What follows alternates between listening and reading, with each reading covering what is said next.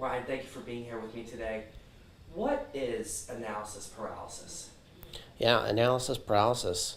I'd say it's rooted in anxiety. When you have all these options ahead of you, you've got to make a decision, and because of your fear that your decision won't be the best one, uh, you're stuck in inaction. And so someone might not know what the right choice is, and they're stuck and they're paralyzed.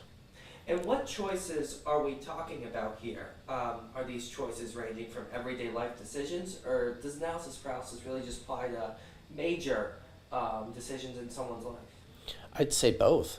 And it's wild how it manifests even in simple things. We have our smartphones in our pockets, we just pull it out.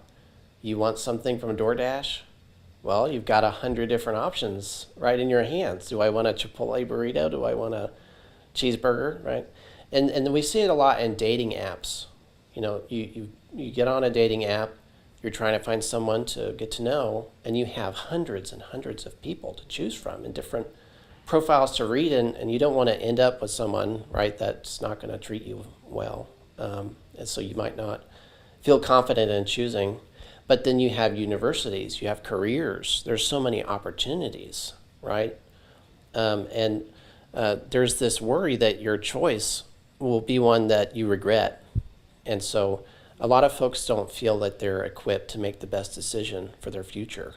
How often do you have folks who come into Alethia Family Counseling talking about scenarios regarding analysis paralysis? All the time. People are coming in here trying to make really big life decisions. And as therapists, we can't tell them what to do. I think the best course of action for us is to talk it through with them and give them a consultation where they have all the opportunities to hear the pros and cons of the different opportunities, the options that are laid ahead of them. You can make out a list and think of all the scenarios that come from the different options, and narrow down the best ones. And that way there's a little bit less options ahead of you that you have to worry about. You just kind of weed out the ones that maybe aren't the best. So often we hear about more options being better, particularly when it comes to business, when it comes to consumers. When it comes to making these decisions, can the opposite be true, where less options are better, or you don't really feel that in your experience? I'm not sure. I think that a lot of opportunity could be a good thing.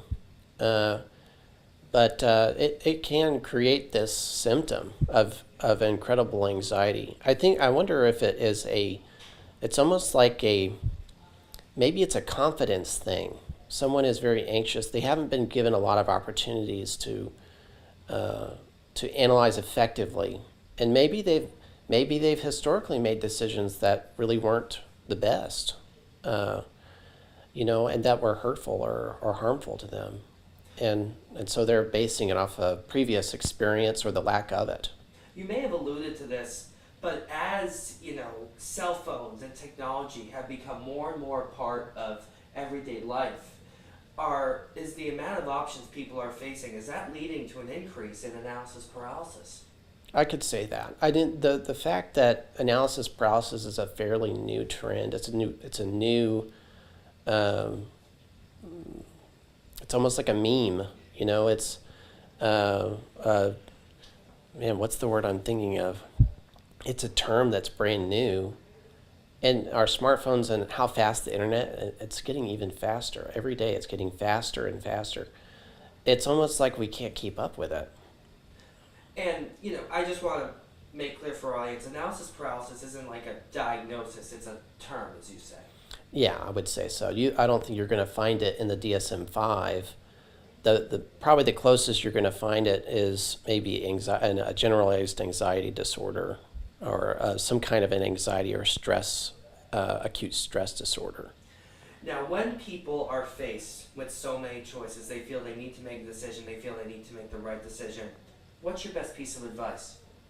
I definitely think that an interaction with someone who you trust and that you have a lot of confidence in, whether that is someone who has a lot of expertise in the field where the decision that you have to make, You can consult that individual.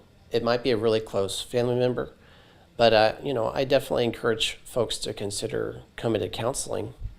Now, if it's something as simple as deciding what to eat for dinner, that might be something else. But big long-term decisions like a career, there are folks who are equipped to help you make that decision. There are assessments you can take that can tell you based on your personality what kind of careers might be the best fit for you, for example, or what placement might be the best as far as your education. There are ways to help make those decisions. In your experience, is there such a thing as overthinking? Oh, definitely. How does that impact individuals? Yes, I'd say that we observe a lot of overthinking. Catastrophization is something that often happens where we're thinking of the absolute worst case scenario. And, those case scenarios are fairly unlikely, and yet they haunt us. They make us feel paralyzed.